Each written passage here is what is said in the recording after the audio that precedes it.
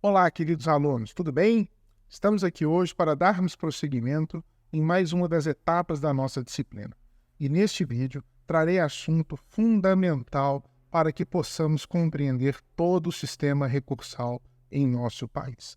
Portanto, eu vou pedir a cada um de vocês um carinho especial quando a gente for estudar essa disciplina que trata-se dos pressupostos de admissibilidade.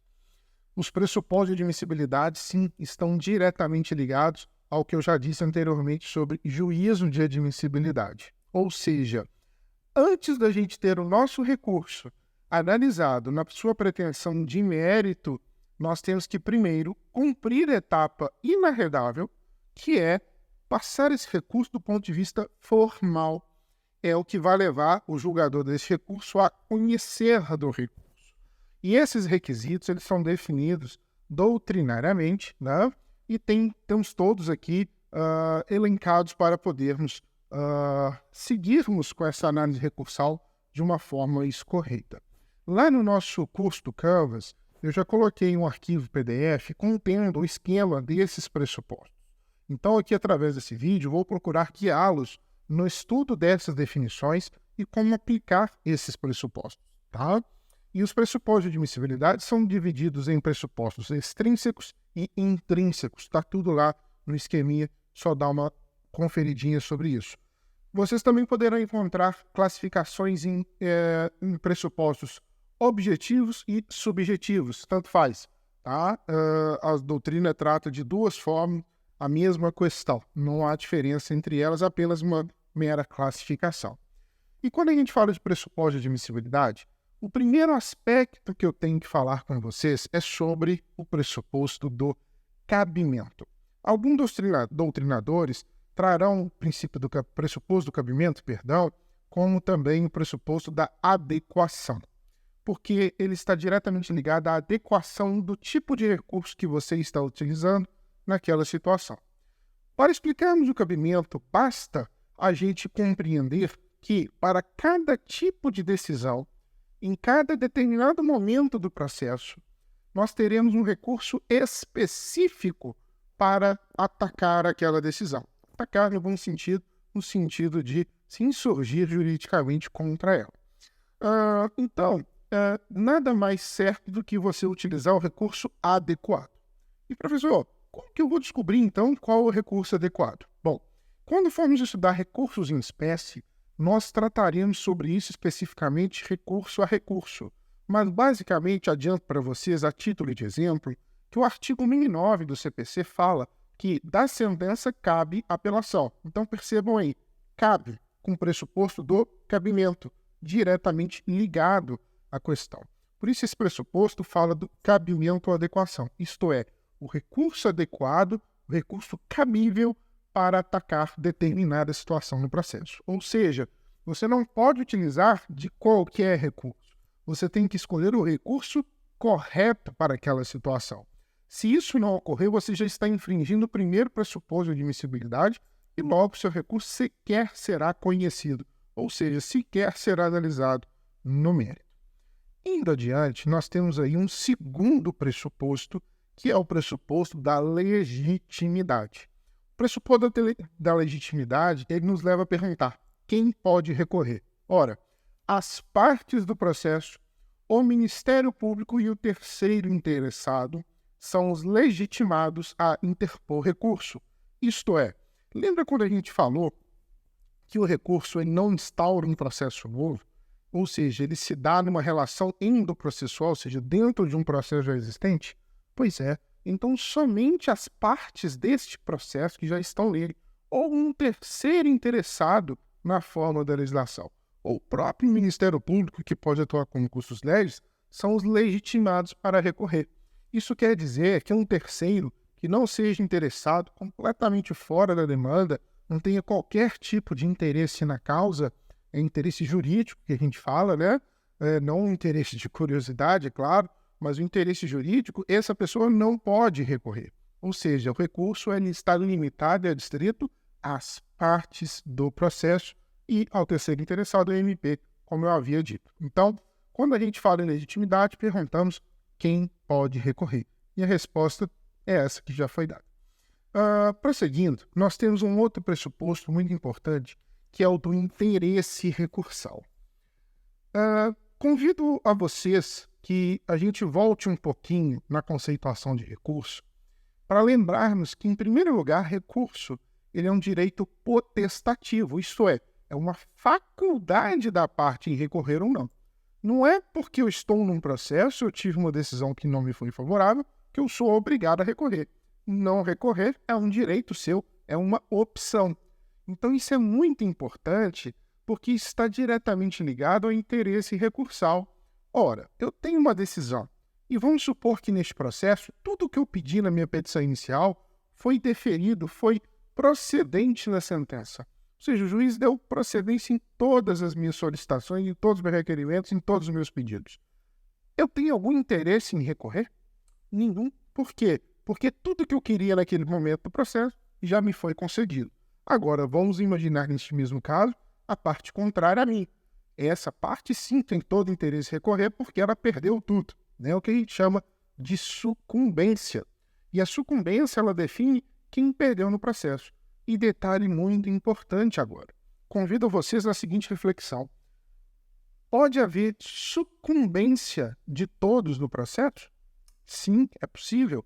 O juiz, por exemplo, quando ele julga uma ação parcialmente procedente, quer dizer que ele acolheu apenas uma parte dos pedidos e essa outra parte que ele não acolheu é a parte em que você foi sucumbente embora autor, né?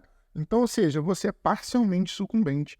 E o recurso, caso exista, caso você queira, só pode incidir sobre a parte que você sucumbiu, ou seja, sobre a parte sucumbente da sentença, da decisão ou do acórdão, pois não faria sentido você recorrer se você não fosse sucumbente, ao menos em parte, né?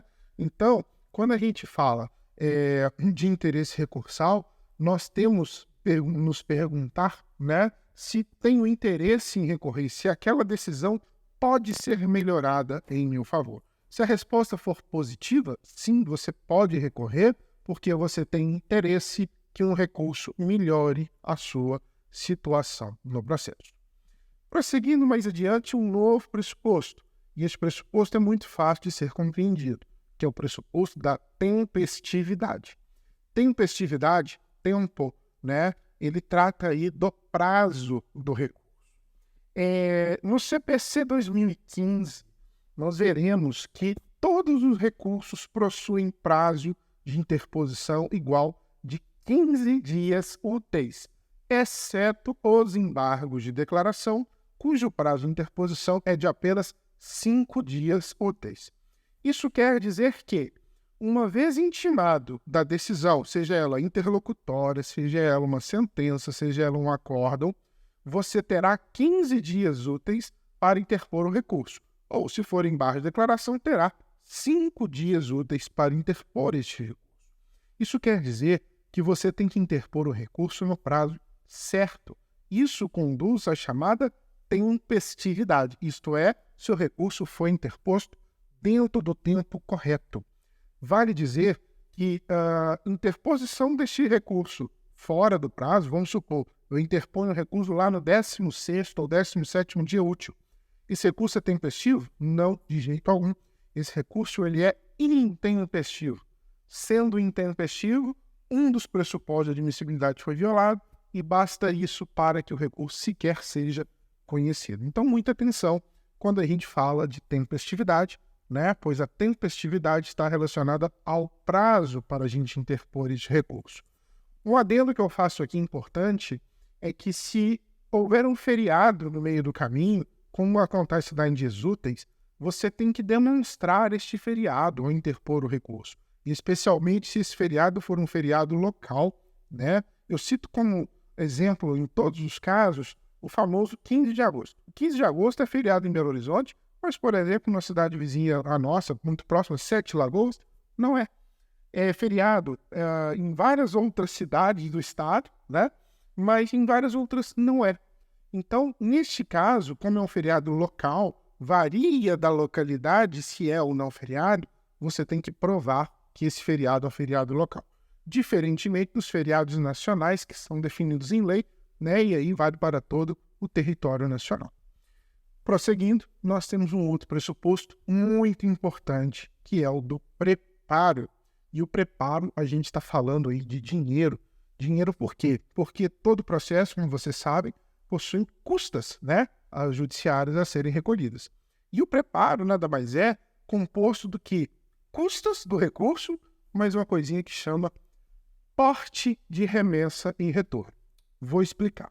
Primeiro, as custas. As custas são uma tabela em que cada tribunal define o valor que você paga, a parte paga, para poder interpor aquele recurso. Tal qual quando você vai ajuizar a ação, você recolhe custas iniciais. Porte de remessa e retorno, a gente tem que ver com mais rigor e cuidado no CPC 2015, porque vivemos na época do processo digital, do processo eletrônico, e isso influencia no recolhimento ou não do porte de remessa e retorno. Percebam que eu falo de porte de remessa e retorno apenas e não do preparo em si. Porte de remessa e retorno, eu gostaria que vocês imaginassem a seguinte situação. Nós temos na Justiça Federal, por exemplo, a segunda instância de Minas Gerais fica situada em Brasília, capital, a sede do Tribunal Regional Federal da Primeira Região. Vamos supor que o seu processo tramita na seção judiciária de Minas Gerais, ou seja, que é Belo Horizonte a sede. Ao recorrer numa sentença nesse processo, estes autos terão que ser encaminhados à instância superior, ou seja, ao Tribunal Regional Federal. E esse tribunal está lá em Brasília. Então, o processo para ir, você paga um porte de remessa, e quando ele for julgado lá em Brasília e tiver que retornar, é o tal do porte de retorno. Nada mais é que, a grosso modo, numa analogia simples para ficar fácil de entender, é como se fosse o selo postal, o SEDEX, né, para o processo ir e para ele poder voltar. E por que a reserva quanto ao CPC 2015? Porque entrando na era do processo digital, do processo eletrônico, o processo ele não precisa de ser enviado por malote. Ele tramita todo digitalmente, todo eletronicamente, o que dispensa o recolhimento do porte, remessa e retorno. Já as custas continuam sendo devidas em qualquer caso. Então, quando a gente fala em preparo, é o pagamento das custas necessárias e porte de remessa e retorno, se houver, se for o caso, para que aquele recurso possa ser enviado para quem de direito e processado por quem de direito. Eu chamo a atenção de vocês, eu peço que vocês dêem uma lida boa no artigo 1007 do CPC, porque o não recolhimento do preparo enseja o que a gente chama de pena de deserção. E essa pena de deserção, ela ocorre quando não se recolheu o valor, ou seja, o preparo é deserto, vazio, quer dizer. Mas o 1007 trouxe uma inovação muito, mas muito importante e muito interessante. Qual seja? Antes, no CPC 73, se você esquecesse de recolher o preparo, e esse preparo tem que ser comprovado na hora que você entra com recurso, este preparo tem que estar lá, guia e comprovante, juntado no processo. No CPC 2015, caso você deixe de recolher, a lei te dá mais uma oportunidade de recolher aquilo em dobro. O artigo 1007 preconiza isso nos seus parágrafos. Ou, ainda, se você recolher em quantia a menor, por exemplo, era R$1.000 e eu recolhi por engano R$100 achando que era 100 ao invés de 1.000. O tribunal vai te intimar para completar essas custas no prazo de 5 dias, antes de ter a pena de deserção decretada, ok? Então é fundamental que a gente perceba que não se trata de uma chance ad infinito, né? Ou seja, para sempre de eu poder esquecer de recolher o preparo e sem poder complementar. Não, você tem apenas uma chance. Então, dá uma checada no artigo 1007, que ele é fundamental. Tá ok, pessoal? E para finalizar aqui, eu vou falar da regularidade formal. O que é isso? Quando vocês estudaram processo fase de conhecimento, foram apresentados a petição inicial, me disseram que a petição inicial tem alguns requisitos. A petição inicial ela tem uma forma, tem um endereçamento, você tem um preâmbulo, você tem a exposição de fatos, de direito e os pedidos. Recurso ele também tem uma regularidade de forma, daí o nome regularidade formal. Cada recurso se apresenta de uma forma. Uma apelação você tem uma técnica própria para fazer, o recurso especial você tem uma técnica própria para fazer, ou seja, você tem que atender essa regularidade. Ou seja, o endereçamento tem que estar correto, né? O preâmbulo, a identificação das partes também, a exposição dos fatos, a demonstração do preenchimento dos pressupostos de admissibilidade, tudo isso induz a regularidade formal do recurso. Por fim, eu quase passei batido por ele, mas de propósito, porque ele é um pressuposto negativo, que é a inexistência de fato impeditivo ao direito de recorrer. Esse pressuposto, ao contrário dos demais, onde todos têm que estar presentes, esse não pode estar presente. Não pode haver nenhum impeditivo do direito seu de recorrer. Por exemplo, foi feito um acordo no processo onde as partes renunciaram ao direito de recorrer. E, passado alguns dias, a parte pensou melhor e falou assim, esse acordo foi ruim, eu acho que eu vou recorrer da decisão. Isso seria impossível juridicamente. Por quê? Porque quando ela fez o acordo, ela assinou a cláusula lá. Opa, estou renunciando ao meu direito de recorrer. Isso a impede de poder manejar esse recurso dela. Ou seja, um pressuposto que não pode haver nada que te impeça juridicamente de recorrer. Então, pessoal, esses são os pressupostos de admissibilidade. Deem uma atenção especial a eles. Entendendo isso, você entende uma boa parte da nossa disciplina e estão preparados para a gente enfrentar o novo capítulo, que serão os recursos em espécie, ok? Então, muita atenção, muito carinho.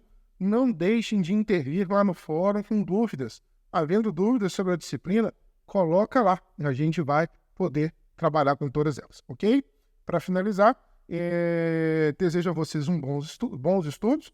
Lembrem-se sempre da doutrina de vocês e estamos preparados aí para o que for necessário, ok? Um abraço a todos, muito obrigado.